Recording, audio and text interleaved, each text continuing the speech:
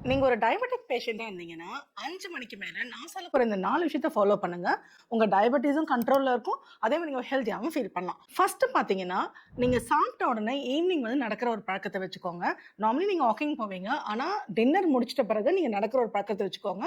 அது உங்களுக்கு ரொம்பவே வந்து சுகர் கண்ட்ரோலுக்கு ஹெல்ப்ஃபுல்லா இருக்கும். செகண்ட் பார்த்தீங்கன்னா, ஏர்லி டின்னர். டின்னர் வந்து முடிஞ்ச வரைக்கும் 6:00லிருந்து 7 மணிக்குள்ள முடிக்கிற மாரி பாருங்க. அதே மாதிரி நீங்க டின்னர் சாப்பிடும்போது உங்களுக்கு வந்து ரொம்ப லைட்டான ஃபுட்டா எடுத்துக்கணும்னு ட்ரை பண்ணுங்க. 3வது பார்த்தீங்கன்னா, டின்னர்ல நீங்க நெறைய ஃபைபர் ரிச் ஃபுட் சேர்த்துக்கோங்க. அது வெஜிடபிள்ஸ் ஆகட்டும், இல்ல சாலட்ஸ் ஆகட்டும், இல்ல வந்து நட்ஸோ இல்ல ஏதாவது புரோட்டீன் ஃபுட்டோ சேர்த்துக்கிறீங்கன்னா, அது நெறைய சேர்த்துக்கோங்க. அது கூட ஃபைபர் நெறைய இருக்க மாரி பார்த்துக்கோங்க. ரொம்ப ஹெவியா சாப்பிடுறத அவாய்ட் பண்ணிக்கோங்க.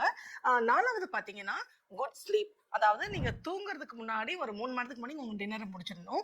அதே மாதிரி நீங்க வந்து நல்ல ப்ராப்பர் ஒரு ஸ்லீப்பிங் ரொட்டீனா ஃபாலோ பண்ணணும். இப்ப சப்போஸ் நீங்க வந்து ரெகுலரா 10:00 தூங்குறீங்க அப்படின்ற பட்சத்துல, அந்த 10:00ன்றது நீங்க வந்து ரொட்டீனா கன்சிஸ்டன்ட்டா ஃபாலோ பண்ணணும். அப்போ உங்களுக்கு வந்து ஒரு 7 ஹார்ஸ் டீப் ஸ்லீப் கிடைச்சதுன்னா, உங்களுக்கு சுகர் கண்ட்ரோலுக்கு அது ரொம்பவே ஹெல்ப்ஃபுல்லா இருக்கும். இந்த 4 விஷயத்த நீங்க ரெகுலரா ஃபாலோ பண்ணுங்க. இந்த மாதிரி டயபிட்டிஸ் பத்தின இன்ஃபர்மேஷனுக்கு நம்மளோட சேனல ஃபாலோ பண்ணிக்கோங்க. Thank you.